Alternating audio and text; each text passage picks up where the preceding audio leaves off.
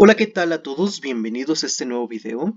En esta ocasión vamos a programar una función que tenga que ver con los números primos. Verdadero va a arrojar verdadero si es un número primo, falso si no es, y vamos a hacer otras cositas. Recordemos que un número primo es aquel que es divisible únicamente por él mismo y por uno. Y los números primos están definidos de 2 en adelante, es decir, el primer número primo es 2 y el segundo es 3 y así sucesivamente. A ver, 6 no es un número primo porque 3 por 2 es 6, tiene divisores.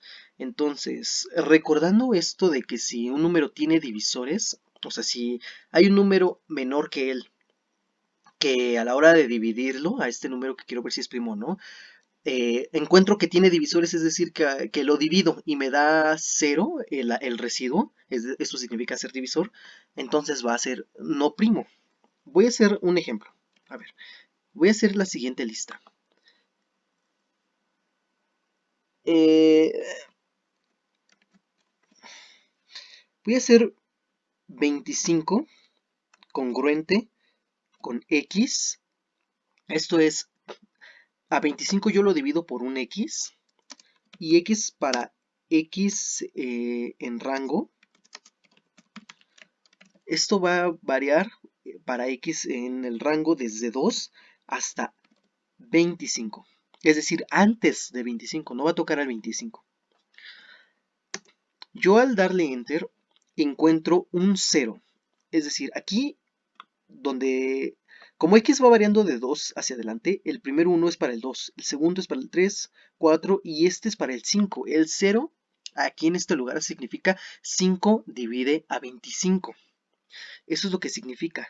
Aunque los demás no lo dividan, hay uno que aquí hay un 0. Esto significa que 25 no es primo por la simple razón de que hay un divisor. Tiene un divisor antes menor que 25 que se encuentra entre 2 y 25 y antes de 25 que lo va a dividir. Obviamente 1 que lo dividiría y 25 lo dividiría.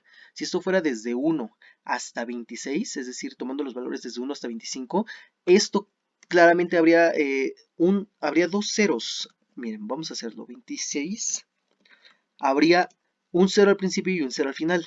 Estos son los únicos ceros que aparecen cuando un número es primo. Pero cuando no es primo, estos ceros no aparecen. Entonces, ahora veámoslo, por ejemplo, con un número como 21 o 23. Y vamos desde 2 hasta 23. Y tengo que hacer aquí con 23 la congruencia. Y esto claramente no tiene ningún cero, lo que significa que 23 es un número primo. Esto es muy importante porque esta lista la vamos a utilizar. Vamos a hacer la siguiente función. Quiero hacer otra cosa, mostrarles otra cosa antes de esto. Si yo tengo una lista y yo digo X es congruente con 2 para X en el rango, digamos hasta 10, esto lo que me da es los números, o sea, ser congruente con 2 significa ser divisible por 2. ¿El 0 es divisible por 2? Sí, el 1 no. El siguiente es divisible, sí, y el siguiente no, el siguiente sí, y el siguiente no, por lo que me va arrojando la congruencia, mejor dicho, la congruencia me arroja el residuo. Es residuo 0, residuo 1, residuo 0, residuo 1. O sea, si yo divido entre 2 y tengo el residuo 0 es par. Entonces luego 1 es impar, 2 es par, 1 es impar, 0 es par que diga, y así sucesivamente. Aquí sí yo lo que hago, en lugar de decirle, dame el residuo al dividir por 2, yo le digo, si es igual a 0, si esto aquí me da residuo 0 y residuo 1. Si el residuo es 0, toma el número.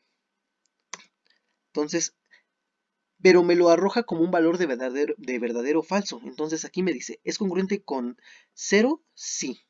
No. Falso. Verdadero, falso, verdadero, falso. Y esto es muy importante porque, por lo siguiente, si yo tengo una lista como esta, y yo lo que quisiera es que si todos los elementos de la lista son verdadero, me arroje verdadero. Y si hay algún elemento de la lista que es falso, que me arroje falso. Esto se logra poniendo todo esto entre paréntesis, esta lista entre paréntesis, y poniendo afuera un all, A-L-L, que es todo. O sea, si todos son verdaderos, me va a arrojar verdadero. Y si alguno es falso, me arroja falso. Esta función es muy importante y la vamos a usar. Bueno, vamos a definir la siguiente función. Yo tengo f de n, donde el número n es el que voy a evaluar para ver si es verdadero o falso. Yo voy a retornar un valor de verdadero o falso si este número es primo o no es primo. Y vamos a hacer lo siguiente.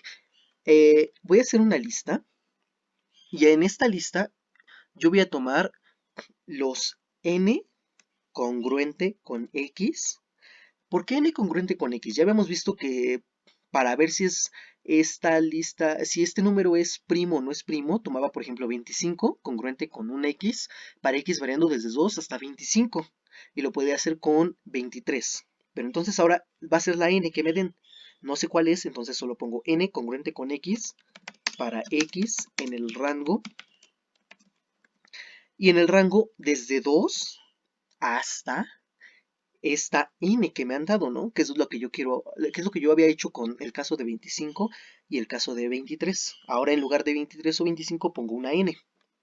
Bien, ahora esto me va a arrojar, como ya habíamos visto, algún 0, ¿no? Si esto, si no me va a arrojar, a ver, si yo aquí pongo en n congruente con x igual 0, esto me va a arrojar verdaderos y falsos.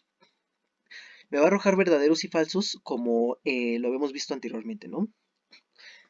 Pero yo, cuando me arroja un 0, yo aquí me va a dar un verdadero y todos los demás me van a dar falso. Pero yo no quiero eso, yo quiero todo lo contrario, entonces voy a poner un not. Si no ocurre, o sea, que me niegue esto, es decir, me va a dar un valor verdadero o falso. Pero con not yo estoy negándolo y haciendo que en lugar de, o sea, cuando me daba verdadero ahora me da falso y cuando me daba falso ahora me va a dar verdadero. Por lo que me da puros falsos. Si yo no le pongo el not, me da falso para un número primo. Todos me dan falso. Pero con el not, todos me darían verdadero. Porque no habría ningún cero. Ahora, si yo pongo all, A-L-L, y todo esto entre paréntesis, pues voy a obtener verdadero solamente cuando todos sean verdaderos. Es decir, cuando no haya ningún cero. Es decir, cuando el número n sea primo. Y con esto vamos a probar si esto funciona, ¿no? Voy a hacer lo siguiente. Para i en el rango, digamos, vamos a probarlo desde 2 hasta 20. Vamos a hacer lo siguiente, que imprima, print, entre paréntesis, voy a poner i, coma, f de i. ¿Por qué quiero imprimir i? Porque i es como el número. Y f de i me va a decir si ese número es verdadero o falso, primo o no primo. Le doy a imprimir y en efecto 2 es primo, 3 es primo, 4 no lo es, 5 lo es, 7 lo es, 11 es primo, 13 es primo, 17 es primo y todos los demás me dan, y 19 es primo, y todos los demás me dan falso, por lo que esta función pues resulta estar correcta. Como ven es muy sencillo. Ahora puedo utilizar esta función f para imprimir los primeros números, eh, digamos, los primeros o una cantidad de primos. Por ejemplo, defino g, vamos a decir g de n. Y entonces ahora g de n va a actuar como imprímeme tantos números. Entonces voy a hacer si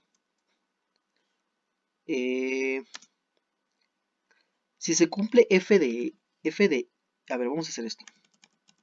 Vamos para i en el rango desde 2 hasta n. Voy a hacer lo siguiente. Quiero imprimir f de i. Solamente, a ver, quiero imprimir si f de i esto, si el número es primo, que me imprima y vamos a hacer esto.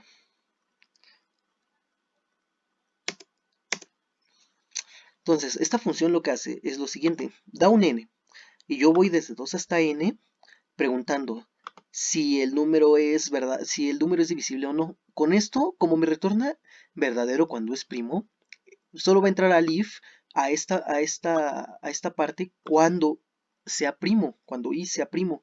Y entonces imprimo i, es decir, imprimo el número primo. Bien, entonces ya tenemos la función f que me da los primos. Definí una nueva función g que lo que hace es que, dado un n, me va a dar todos los primos que se encuentren desde 2 hasta n, hasta antes de n, ¿no? Entonces, vamos a probar la función g. Digamos, g de 30 me da 2, 3, 5, 7, 11, 13, 17, 19, 23 y 29, que son todos los primos comprendidos entre 2 y 30. Bueno, pues todos los primos antes de 30. Como verán, pues realmente no estuvo complicada la función de los primos, pero sí hay que utilizar algunas cositas como la comprensión de listas, las propiedades de divisibilidad y algunos trucos como que todo sea verdadero y hacer un all para poderlo retornar y hacerlo en una sola línea. Y bueno, si hay alguna duda o alguna aclaración que quieran que les haga, me lo pueden dejar las dudas en la caja de comentarios, sugerencias, lo que sea. Denle like, suscríbanse y bueno, nos vemos en el próximo video.